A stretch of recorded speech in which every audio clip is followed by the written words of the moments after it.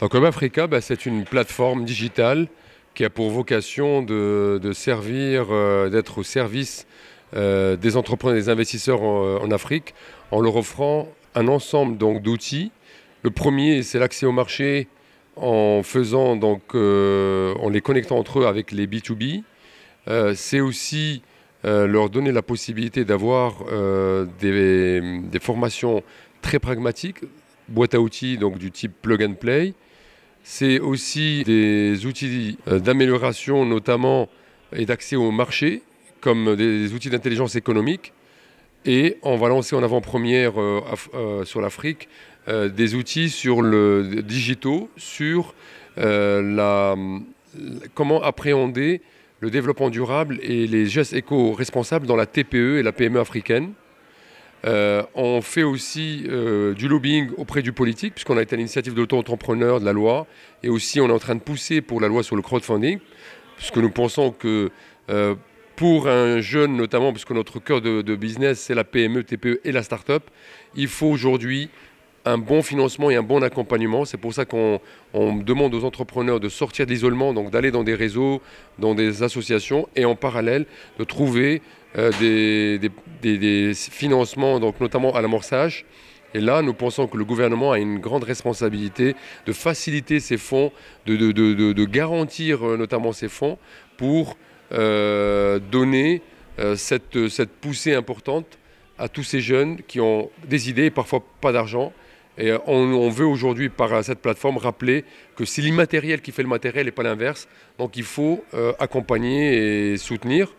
Avec ces pitchs, donc on est là aujourd'hui pour écouter les jeunes et pour sélectionner les meilleurs pour qu'ils iront les 4 et 5 mai à Hub Africa à Casablanca. On va aller au Cameroun, on va aller en Côte d'Ivoire, on va aller au Ghana et on va aller aussi en Éthiopie parce que nous pensons, et au Gabon, parce que nous pensons que c'est vraiment important de mettre tous ces jeunes ensemble pour qu'ils soient fiers d'être des entrepreneurs du continent.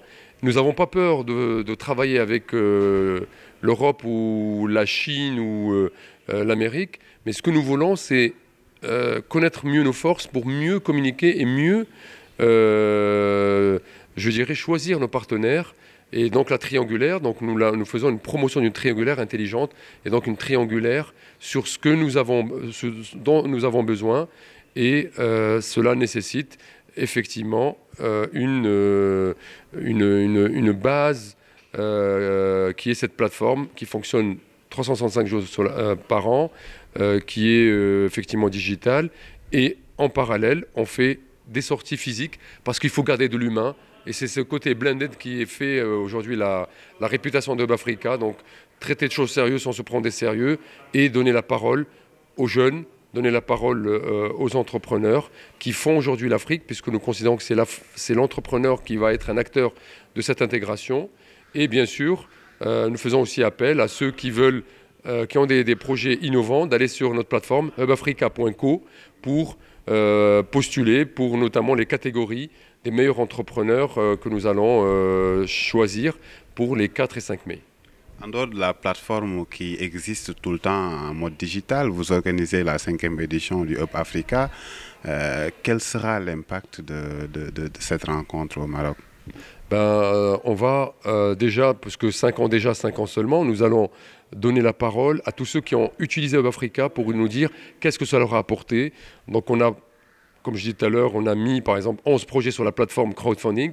Certains ont trouvé des financements, sachant que la loi n'est pas encore passée, mais on a voulu tordre le cou à tous ceux qui pensent qu'il faut attendre que ça arrive pour faire des choses. Donc il ne faut pas attendre, il faut prendre des initiatives. Et je pense qu'en prenant ce type d'initiative, qu'en allant de l'avant, on arrive à défricher, à faire des choses. Donc on va parler des expériences réussies, des gens qui étaient porteurs de projets, qui sont devenus créateurs d'entreprises, ceux qui étaient créateurs, qui ont grandi, qui ont fait de l'emploi, qui travaillent, qui commercent avec d'autres pays, notamment le Maroc, le Sénégalais avec la Côte d'Ivoire. Donc montrer que quand on sort de son petit cocon, on va aussi relancer Saga Africa, cette aventure humaine de à peu près, l'année dernière, on avait 10 nationalités qui partent de Sénégal et qui vont en bus à Casablanca. Donc, je dirais, cette offre de valeur, c'est pour remettre l'entrepreneur, femme ou homme, au centre des préoccupations des politiques pour rappeler que nous existons, que nous sommes là et que nous voulons apporter notre contribution et qu'il va falloir qu'ils fassent aussi la leur, c'est faciliter le cadre et aussi nous permettre de mieux communiquer mais aussi de nous déplacer. Merci beaucoup. Je vous en prie.